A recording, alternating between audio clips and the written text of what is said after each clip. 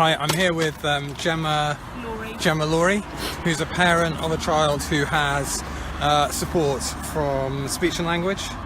No, specialist communication advisors. Special communication advisors. PIMS. So you tell us, what does PIMS stand for? to start with? Physical Medical Impairment Support Team. Okay. Max is supported by a qualified, trained speech and language specialised AAC communication advisor, which means that Max communicates using a computer. Right.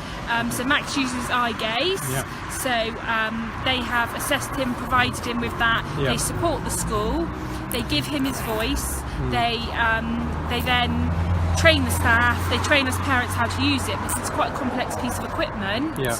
And it requires specialist care. And the Conservative County Council are getting rid of that person? Somerset County Council have made the 2 members of staff that deal with my son redundant, along with the other members of staff within the PIMS that support children, I believe, in Taunton and other areas of Somerset. So they say communication is not a statutory requirement. Hearing and vision is a statutory requirement, whereas communication isn't, so they don't see why they should provide it. Hence the cuts, saving money. Yeah. Without that support, our son will not be able to progress. Yeah. I mean, he's cognitively able, so he's able to tell us that he loves us. He's able to tell us, I mean, he's a great Top Gear fan, so he's able to tell us. Aren't we all? He's able to tell us what his favourite cars are. He's able to talk to his brother. Yeah. He's able to say all those things, and this is thanks to the support and the training and the time spent with the PIMS team within school. And what's he going to do without that support? I think we're going to have to struggle. We want to be parents. We don't want to be computer programmers. No. We don't want to have to train the teachers. No. The proposed, what would you call it? The proposed replacement is a lady who's unqualified but very knowledgeable of communication aids is going to step in, but she's not a speech and language therapist, and they're going to get health to step up with the speech and language side of things. So that's 2 teams working apart, not together. Okay? So that is the first barrier. The second barrier would be that speech and language therapists, our speech and language therapists, they're not trained on AAC. They have an awareness, but they are not trained specifically for the need of my child.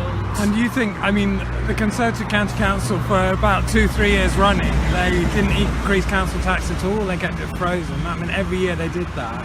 They lost about £24.5 million of revenue for the county council, which obviously leads them to making cuts everywhere to ones like this. I mean, you would think people would be willing to pay a 1%, a small increase in their council tax, you know, each year. If things like this didn't have to happen. What do you think? I mean, there's other ways to look at cuts. There's other areas to look at cuts. I mean, I know there's lots of different pots of money. I mean, do they need a new laptop every year? Do they need a new phone every year?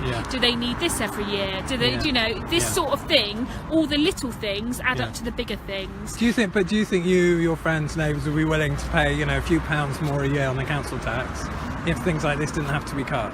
I think we'd have a lot more. I think the community would.